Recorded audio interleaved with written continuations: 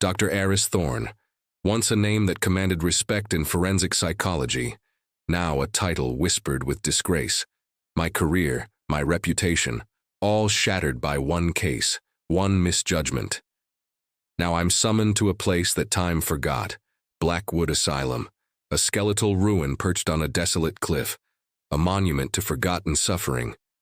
The task? Evaluate a single patient, Sarah. She was found at the scene of a gruesome ritualistic murder, completely catatonic, a living statue amidst the carnage.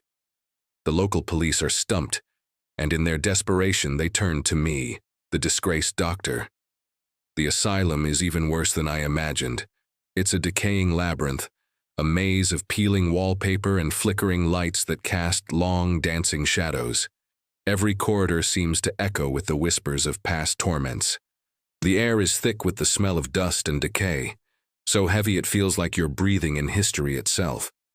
Moonlight struggles through grimy, barred windows, illuminating floating dust motes like tiny, restless spirits. It's a place designed to break the mind, and I can feel its oppressive weight settling on me the moment I step inside. My own demons feel right at home here. Sarah is a ghost. Her eyes are vacant, staring into a world only she can see. They say she hasn't spoken, hasn't moved since they found her. Standard methods are useless, so I have to resort to my own experimental techniques, a controversial form of hypnotic regression therapy that got me into trouble in the first place. It's a dangerous path, delving into a shattered mind. You risk losing yourself in the fragments. But it's the only way to find out what she saw, to unlock the horrors trapped behind that silent facade. The first session is a plunge into chaos. Her mind is a maelstrom of disjointed images and sounds. I see flashes, a hooded figure, a gleaming obsidian knife, chanting in a language that feels ancient and wrong. Distorted whispers slither into my own thoughts, speaking of a vessel and an awakening. These aren't just memories of a single murder. This is something older, something deeply embedded in the very foundations of this asylum. A cult, a dark legacy that never truly died. The more I dig, the more I realize this isn't just about one murder. It's a pattern, a cycle. I start digging through the asylum's old records, stacks of dusty files detailing decades of cruelty and forgotten patients. And then I find it, a series of deaths, all officially ruled as accidents or suicides, but the details are chillingly similar to the recent murder.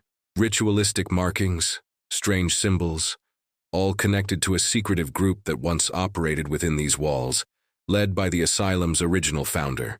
They believed they could channel an ancient entity, a being of immense power, using a specific patient as a vessel. The pattern was always the same: find a suitable host, perform the ritual, and when it failed, the evidence was buried. It seems they've started again. The asylum itself seems to be working against me. Doors slam shut in empty hallways. Objects move when I turn my back.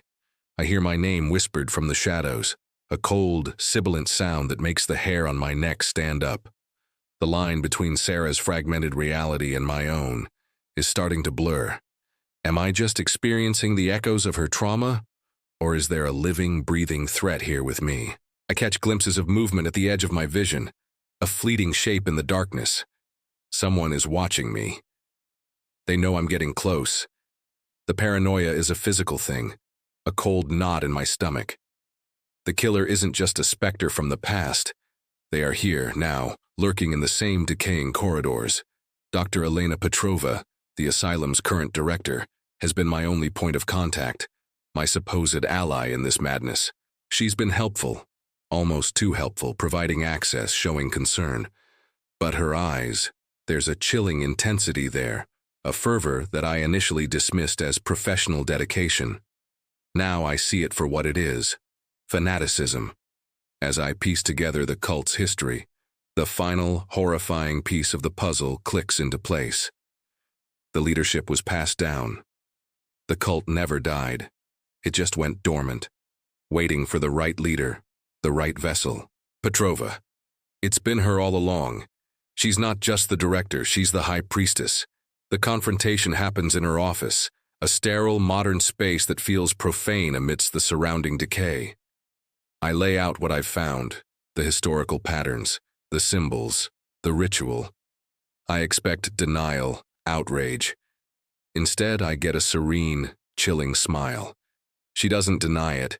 She boasts about it. She explains that Sarah is the perfect vessel, the one they've been waiting for. She sees me not as a doctor, but as an obstacle, a profane intrusion into her sacred work. The mask of civility drops, and I see the true monster beneath. She tells me that the asylum always claims those who learn its secrets. My blood runs cold. I'm not a consultant here, I'm the next sacrifice. Suddenly the doors are blocked.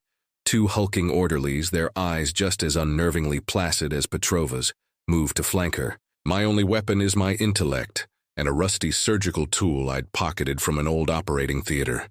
More a talisman than a weapon. I have to save Sarah, and I have to get out. The escape is a blur of adrenaline and terror. I create a diversion, shattering a window to trigger an alarm and use the ensuing chaos to flee. The asylum becomes a hunting ground with me as the prey. Followers emerge from the shadows, their faces blank, moving with a single terrifying purpose.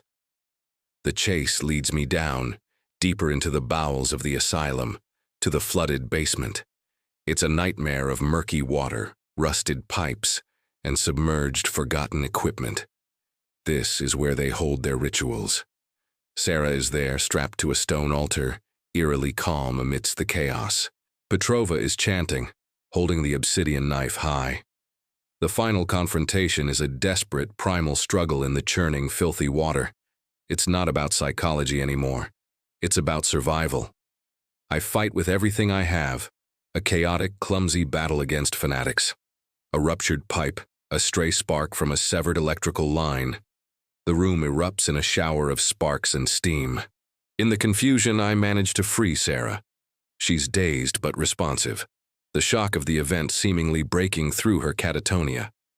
We scramble out of the flooding basement as the structure groans around us, threatening to collapse. We burst out into the pre-dawn light, the clean, cold air a shocking contrast to the suffocating rot of the asylum. We made it. We are physically free. But as I look back at the dark, looming silhouette of Blackwood Asylum, I know a part of me will never leave. The whispers are fainter now, but they're still there, echoes in the back of my mind. I survived, but the scars from that place, the psychological torment, will be with me forever. Some truths once uncovered can never be buried again.